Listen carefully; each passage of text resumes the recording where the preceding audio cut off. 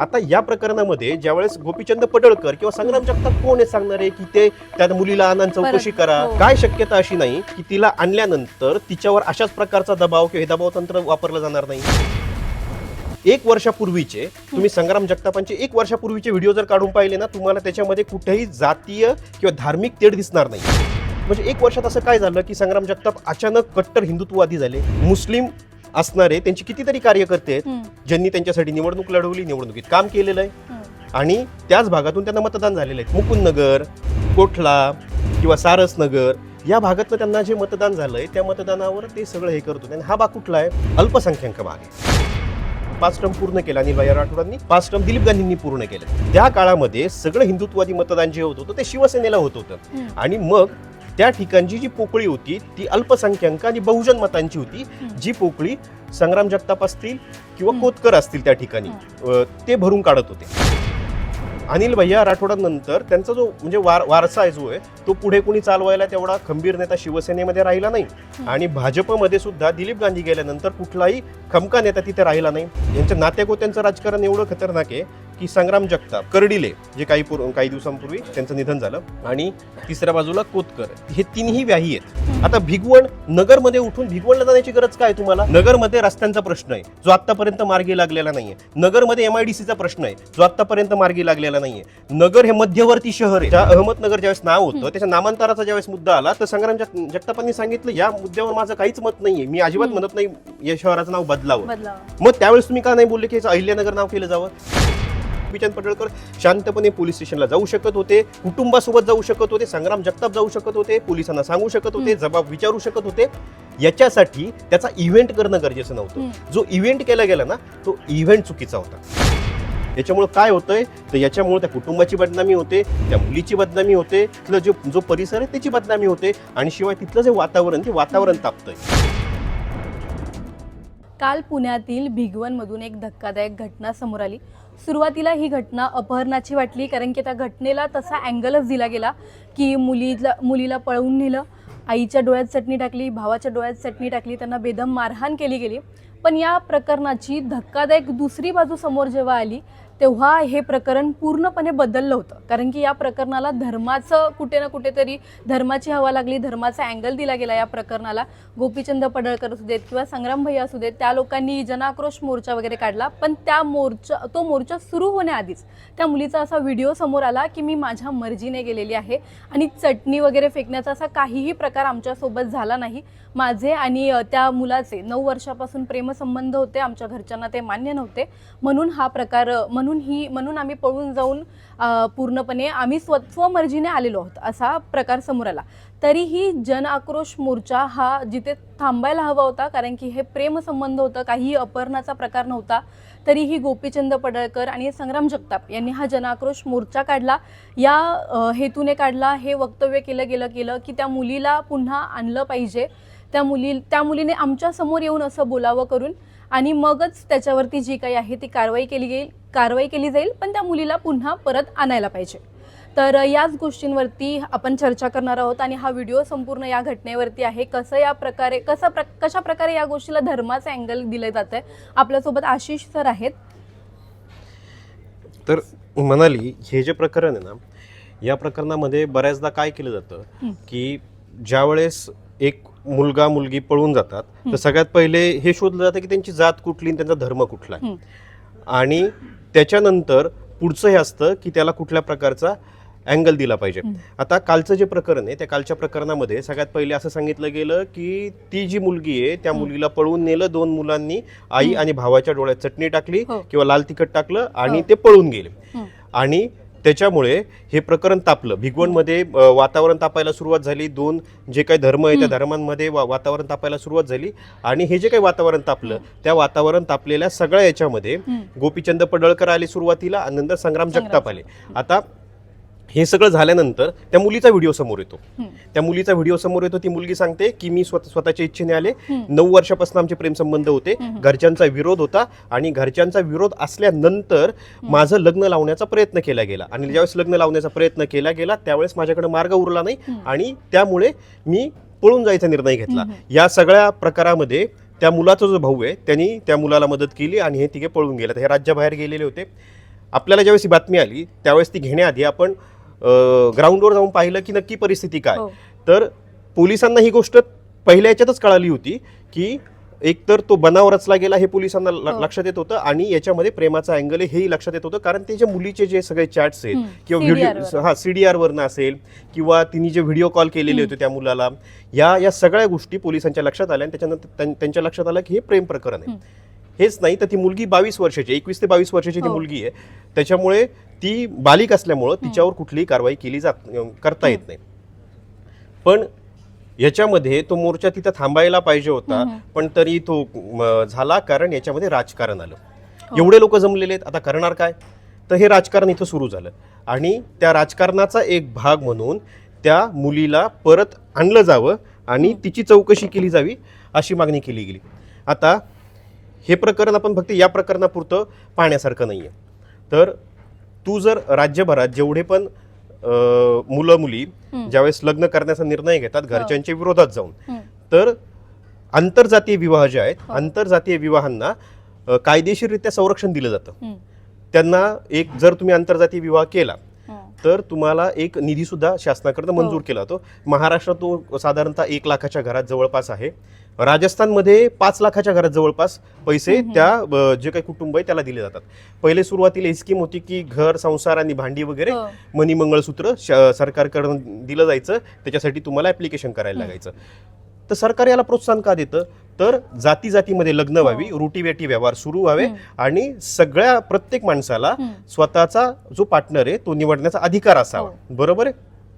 पण याच्यामध्ये होतं काय, ज्यावेळेस अशी प्रकरणं होतात त्यावेळेस हे मुलं मुली पळून जातात. त्याच्यानंतर त्यांच्यासोबत 2 साक्षीदार असतात, हे बाहेर जाऊन कुठेतरी जाऊन लग्न करतात, हे लपून राहतात. मग त्यांना बोलवलं जातं, बोलवलं जातं. पोलीस स्टेशनला गेल्यानंतर सगळ्यात पहिली गोष्ट पोलिसांनी संरक्षण देणं गरजेचं असतं. पण जर तुम्ही ग्राउंड लेवलला जाऊन कुणाला जरी विचारलं ना की अशा प्रकरणांमध्ये काय होतं, तर अशा प्रकरणांमध्ये सगळ्यात पहिले त्या मुलीच्या आईवडिलांना फोन लावला जातो. त्या मुलीला वेगळं केलं जातं. मग त्या मुलीवर दबाव टाकला जातो की नाही, या मुलांनी मला पळून नेलं हेच तू सांग. ती जर कबूल होत नसेल तर मग बऱ्याच पद्धती आहे ज्या इलिगली केल्या जातात पण ते लिगली दाखवले जातात. जसं की त्या मुलीवर पळून गेल्यानंतर ती घरातलं सोनं घेऊन पळाली असा गुन्हा पहिला दाखल केला जातो. त्याच्यानंतर काय केलं जातं, ज्यावेळेस तिला बोलवलं जातं त्याच्यानंतर तिला वेगळं केल्यानंतर तिच्यावर एक तर मानसिक दबाव टाकला जातो की हे याच्यावर ते सगळं कर. आणि ती जर का मुलगी पलटली त्याच्यानंतर सगळ्यात पहिल्यांदा त्या मुलाला अटक केली जाते आणि त्या मुलावर अपहरणाचा गुन्हा दाखल होतो. अशा प्रकरणांमध्ये पोलिसांनी संरक्षण देण्याची गरज आहे.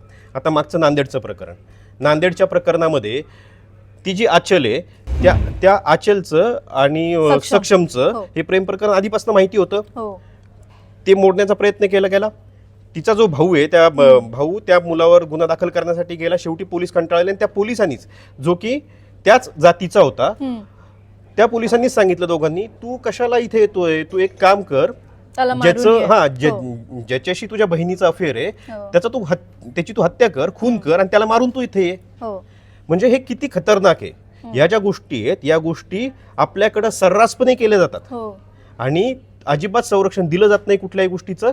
आता याचा जो पुढचा प्रकार आहे तो पुढचा प्रकार म्हणजे की याच्यामध्ये राजकीय नेते आपली पोळी भाजून घेतात. आता मला तू एक सांग, तुमचं युथ म्हणून तुम्ही प्रेम करता किंवा तुम्ही कॉलेजेसला जाता, मित्रांशी ओळख होते, त्यावेळेस तुम्ही सगळ्यात पहिले काय पाहता, तो माणूस कसा आहे, आपल्याशी त्याची वाईब मॅच होते का, जुळतोय का असं. पण तरी पण कधी तुम्ही असं विचारता की नाही तुझी जात कोणती आहे, तुझा धर्म कोणता आहे, तुझा पंथ कोणता आहे, ते पाहून मैत्री करता की तुम्ही मैत्री किंवा प्रेम हे धर्म जात पाहून होतच नसतं कधीच. मग लग्नाच्या वेळी सगळ्यात पहिल्यांदा तर तेच पाहिलं जातं की धर्म कोणता आहे, जात कोणता आहे. का असं का होतं, काय वाटतं तुला?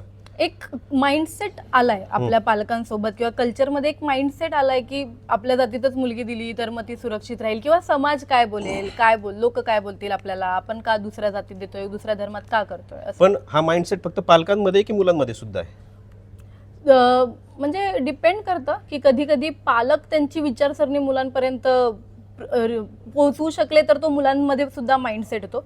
खूप ठिकाणी असं होतं की नाही नाही हे आमच्या जातीमध्ये असं नाही होत. खूप ठिकाणी असं केलं जातं की नाही आमच्याकडे चालत नाही, यांच्या घरी जेवलेलं पाणी प्यायलेलं. खूप ठिकाणी अशा सगळ्या गोष्टी सर्रास होतात. पण डिपेंड करतं. पण कधी कधी प्रेम ज्या टायमिंगला होत असतं, ज्यावेळी प्रेम होतं त्यावेळी तरी ह्या सगळ्या गोष्टी नाही मॅटर करत मुलाला किंवा मुलीला की कोणत्या धर्माची आहे किंवा कोणत्या जातीची आहे. आणि आत्ताच्या सेंच्युरीमध्ये तरी अजिबात नाही मॅटर करत. असं होतं की आपण फिगर आउट करू जे काही असेल ते. आता हे मुंबई पुण्यासारख्या शहरांमध्ये ना हे बऱ्याचदा तुम्हाला जाणवत नाही, पण ज्यावेळेस तुम्ही मुंबई पुणे सोडून थोडंसं आउटसाईडला जाता ना त्यावेळेस या गोष्टी जाणवतात. त्या लग्नाच्या वेळेस जाणवतात की त्या ठिकाणी तुम्हाला काय म्हणतात, तुम्हाला तुमच्या आयुष्याचा साथीदार कोण असावा हे निवडीचं स्वातंत्र्य दिलं जात नाही. तो असावा, ती निवडी स्वातंत्र्य त्याच वेळेस दिलं जातं की ज्यावेळेस तो तुमच्या जातीचा आहे, कळालं, किंवा तो तुमच्या धर्माचा आहे. मग तिथे बाकीच्या गोष्टी पाहिल्या जात नाहीत, कळालं. तर त्याच्यामुळे हे जे काही आपण सगळं करतोय ना याच्यामध्ये एक गोष्ट कायम एक जातीची अस्मिता जपली जाते की ती जात, तो धर्म, तो जिवंत राहिला पाहिजे. आणि याच्यामध्ये दोन्ही बाजूचे जे कट्टर असतात ना, तीन प्रकारचे लोक असतात. एक असतो कट्टर, एक असतो थोडा मावाळ, एक असतो लिबरल. हे 3 प्रकारचे लोक आहेत. तर जे कट्टर असतात ना ते कायम सांगत असतात की आपण धोक्यात आहे, आपण धोक्यात आहे, आपण धोक्यात आहे. मग त्याच्यात नसे तो लव जिहाद येतो, त्याच्यातनं बाकीच्या गोष्टी येतात. नसेल असं अजिबात नाही. तसे प्रकार करणारे लोक सुद्धा आहेत समाजामध्ये की ज्यांनी त्या प्रकारचे प्रकार केलेले आहेत. पण असं नाही की प्रत्येकच माणूस तो करेल, प्रत्येकच माणूस त्या प्रकारे करत नाही. आता या प्रकरणामध्ये ज्यावेळेस गोपीचंद पडळकर किंवा संग्राम जगताप कोण आहे सांगणारे की ते त्या मुलीला आणून चौकशी करा, तिच्या पालकांनी ती मागणी करावी. बरं, पालकांनी मागणी करण्याआधी ती मुलगी सज्ञान आहे, ती मुलगी तिचा निर्णय घेऊ शकते. काय शक्यता अशी नाही की तिला आणल्यानंतर तिच्यावर अशाच प्रकारचा दबाव किंवा हे दबाव तंत्र वापरलं जाणार नाही. या गोष्टी सर्रास सगळ्या ठिकाणी घडत असतात. आता या सगळ्या गोष्टींमध्ये आपण जे 2 कॅरेक्टर याच्यामध्ये आहेत की जे 2 आमदार याच्यामध्ये आहेत त्यांचं थोडंसं बॅकग्राऊंड आपण हे पाहू. तर सगळ्यात पहिले मी येतो संग्राम जगतापांकडे. संग्राम जगताप हे आमदार आहेत राष्ट्रवादीचे. आता अजित पवार गटात ते राष्ट्रवादीचे आमदार होते. शरद पवारांपासून त्यांचा प्रवास सुरू झालेला आहे सगळा. त्यांचे जे वडील आहेत अरुण काका जगताप ते सुद्धा राष्ट्रवादीमध्ये होते, विधान परिषदेवर आमदार होते. आता संग्राम जगताप असो किंवा गोपीचंद पडळकर, अरुण काका जगताप, त्यांचं जे काही कुटुंब पूर्ण येतं ते राष्ट्रवादी काँग्रेसमध्ये होतं सुरुवातीपासून. राष्ट्रवादी काँग्रेसमध्ये असताना त्यांना जे मतदान होत होतं तिथे ते बहुतांश जे मतदान होतंय ते मुकुंदनगर, कोठला किंवा सारसनगर या भागातनं त्यांना जे मतदान झालंय त्या मतदानावर ते सगळं हे करत होते. आणि हा भाग कुठला आहे? हा अल्पसंख्याक भाग आहे ज्यातून त्यांना मतदान होत होतं. 1 वर्षापूर्वीचे तुम्ही संग्राम जगतापांचे 1 वर्षापूर्वीचे व्हिडिओ जर काढून पाहिले ना तुम्हाला त्याच्यामध्ये कुठेही जातीय किंवा धार्मिक तेढ दिसणार नाही. पण 1 वर्षानंतर म्हणजे 1 वर्षात असं काय झालं की संग्राम जगताप अचानक कट्टर हिंदुत्ववादी झाले. त्यांचे सगळे कार्यकर्ते, त्यांचे सगळे जे बाकीचे आहेत ते सगळे स्थानिक होते. मुस्लिम असणारे त्यांचे कितीतरी कार्यकर्ते आहेत ज्यांनी त्यांच्यासाठी निवडणूक लढवली, निवडणुकीत काम केलेलं आहे आणि त्याच भागातून त्यांना मतदान झालेलं आहे. त्याला कारण एक होतं, त्याच्या आधी जवळपास मला आठवतं 25 वर्ष अनिल भैया राठोड हे शिवसेनेचे आमदार होते अहमदनगर जिल्ह्यातनं, अहमदनगर शहरातनं. दुसऱ्या बाजूला खासदार होते दिलीप गांधी भाजपचे. हे भाजप शिवसेनेचं गणित 5-5 वर्ष म्हणजे हे दोन्ही 5 वर्ष यांनी 5 टर्म पूर्ण केलं. अनिल भैया राठोडांनी 5 टर्म दिलीप गांधींनी पूर्ण केलेत. त्या काळामध्ये सगळं हिंदुत्ववादी मतदान जे होत होतं ते शिवसेनेला होत होतं. आणि मग त्या ठिकाणची जी पोकळी होती ती अल्पसंख्याक आणि बहुजन मतांची होती. जी पोकळी संग्राम जगताप असतील किंवा कोतकर असतील त्या ठिकाणी ते भरून काढत होते. आणि जसे अनिल भैया राठोड गेलेत आता ती पोकळी तयार, ती जी पोकळी होती ती मोकळी झाली आहे. आता तिथे मतदान पूर्णच्या पूर्ण ओपन आहे. आणि कारण तिथे शिवसेना संपलेली, शिवसेनेचे 2 गट झालेत. दुसरी गोष्ट, अनिल भैया राठोडांनंतर त्यांचा जो म्हणजे वारसा आहे जो आहे तो पुढे कोणी चालवायला तेवढा खंबीर नेता शिवसेनेमध्ये राहिला नाही. आणि भाजपमध्ये सुद्धा दिलीप गांधी गेल्यानंतर कुठलाही खमका नेता तिथे राहिला नाही. त्याच्यानंतर संग्राम जगताप आलेत, दुसऱ्या बाजूला सुजय विखे आलेत आणि सुजय विखेंविरोधात संग्राम जगताप लढले काही काळापूर्वी. आता हे 2 नेते तिथे आलेत आणि त्याच्यामुळं आता तिथं हिंदुत्ववादी मतं जी आहेत जी मोकळी झालेली आहेत त्या मतांवर, त्या मतांचं राजकारण कोण करणार? त्या मतांवर राजकारण, तो जो हक्क आहे तो संग्राम जगताप सांगतात. आणि त्याच्यामुळे असं म्हटलं जातं, काही लोकांनी मध्ये सांगितलं होतं की एक शक्यता वर्तवली गेली की संग्राम जगताप हे भाजपमध्ये जाणार आहेत. त्याला कारण तेच होतं, संग्राम जगताप गेल्या काही काळापासून जे वक्तव्य करतायत किंवा ज्या गोष्टी बोलतायत ना, ती राष्ट्रवादीची विचारधारा आहे की नाही हे अजित पवारांनी त्यांच्या भाषणामध्ये सांगितलंय की ही आपली विचारधारा नाही, ती वैयक्तिक त्या माणसाचं मत आहे. हे राष्ट्रवादीचं विचारधारा कधीही नाहीये. अजित पवारांनी त्यांना समज सुद्धा दिली होती त्या बाबतीत. पण गेल्या काही काळापासून संग्राम जगताप हे करतायत, त्याला कारण आहे तिथलं शहराचं राजकारण. कारण जी काही मतांची विभागणी होते त्या विभागणीमध्ये सगळ्यात मोठा हिस्सा जर तुम्हाला घ्यायचा असेल तर तो हिंदुत्वादी मताचा हिस्सा आहे, की त्या मतांवर सगळ्यांचा डोळा असतो आणि त्याच्यामुळं ही सोयीस्कररित्या ही भूमिका घेतली जाते. आता या शहराच्या सगळ्या राजकारणामध्ये संग्राम जगताप जे आहेत यांच्या नात्यागोत्यांचं राजकारण एवढं खतरनाक आहे की संग्राम जगताप, कर्डिले जे काही दिवसांपूर्वी त्यांचं निधन झालं, आणि तिसऱ्या बाजूला कोतकर, हे तिन्ही व्याही आहेत. कर्डिलेंच्या ज्या 2 मुली होत्या ते एक संग्राम जगतापांना दिली गेली आणि एक कोतकरांकडे, आणि हे तिन्ही वेगवेगळ्या पक्षांमध्ये होते. कळलं? तर त्याच्यामुळे सगळं जे राजकारण होतं ते घराभोवतीच फिरत होतं इतक्या वर्ष. आता भिगवण नगरमध्ये उठून भिगवणला जाण्याची गरज काय तुम्हाला? बरोबर, तुम्हाला गरज नाही ना. तुम्हाला नगरमध्ये काय चाललं हे तर पहा तुम्ही. नगरमध्ये रस्त्यांचा प्रश्न आहे जो आतापर्यंत मार्गी लागलेला नाहीये. नगरमध्ये MIDCचा प्रश्न आहे जो आतापर्यंत मार्गी लागलेला नाहीये. नगर हे मध्यवर्ती शहर आहे, त्याला आतापर्यंत काही हे नाहीये. अहमदनगर ज्यावेळेस नाव होतं त्याच्या नामांतराचा ज्यावेळेस मुद्दा आला तर संग्राम जगतापांनी सांगितलं या मुद्द्यावर माझं काहीच मत नाहीये, मी अजिबात म्हणत नाही या शहराचं नाव बदलावं. हे संग्राम जगतापांचं मत आहे. हे संग्राम जगताप बोलले की माझं त्याच्याबद्दल काहीच बोलायचं नाही मला त्याच्याबद्दल. मग त्यावेळेस तुम्ही का नाही बोलले की अहिल्यानगर नाव केलं जावं? ही अहिल्यानगर करण्याची जी मागणी आली ती सगळ्यात पहिले संभाजी भिडेंनी टाकली की ते या शहराचं नाव आहे जे ते रेणुकानगर करावं, आणि त्याच्यानंतर गोपीचंद पडळकर आले त्यांनी सांगितलं की अहिल्यादेवी होळकरांच्या नावाने या शहराचं नाव अहिल्यानगर करावं, जे की आता अहिल्यानगर झालंय. पण त्यावेळेस तुम्ही का मागणी केली नाही? याचाच अर्थ मतांचं राजकारण. कारण त्यावेळेस मागणी करणं हे त्यांच्यासाठी चुकीचं होतं, त्यांच्या मतांचं जे काही सगळ्या गोष्टी होत्या त्याच्या दृष्टीने चुकीचं होतं. त्याच्यामुळे हे जे प्रकरणं घडतात ना, तर लोकांनी ही गोष्ट समजून घेणं खूप गरजेचं आहे. जे पण त्या शहरात राहत आहेत किंवा शहराच्या बाहेर राहत आहेत, राजकारण जे केलं जातं एक छोटं प्रकरण, 2 कुटुंबांमधलं प्रकरण, हे प्रकरण एवढ्या मोठ्या लेवलला नेऊन ठेवलं जातं की त्या ठिकाणी तुमच्या अस्मितेला हात घातला जातो, तुमच्या धर्माला हात घातला जातो आणि त्याच्यावर स्वतःची राजकीय पोळी भाजली जाते.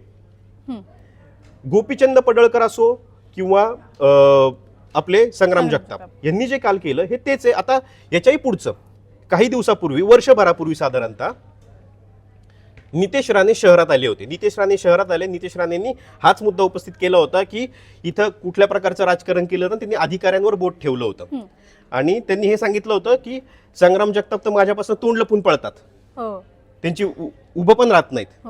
तर त्याच्यावर संग्राम जगताप म्हटले होते की जे नितेश राणे त्यांची उंची एवढीही नाही की ते माझ्याशी नजरेला नजर मिळवू शकतील. म्हणजे हे दोघांचं हा जो वाद आहे हा पण शहराने पाहिलेला आहे. याच्या आधी सुजय विखेंसोबत जे आता ते फिरतायत, सगळ्या गोष्टी करतायत, सुजय विखेंसोबतचा वाद पण त्यांनी पाहिलेला आहे की सुजय विखे कुठले डॉक्टर आहेत, कुठल्या प्रकारचा इलाज करतात ते, याच्यावर पण ते बोललेले आहेत.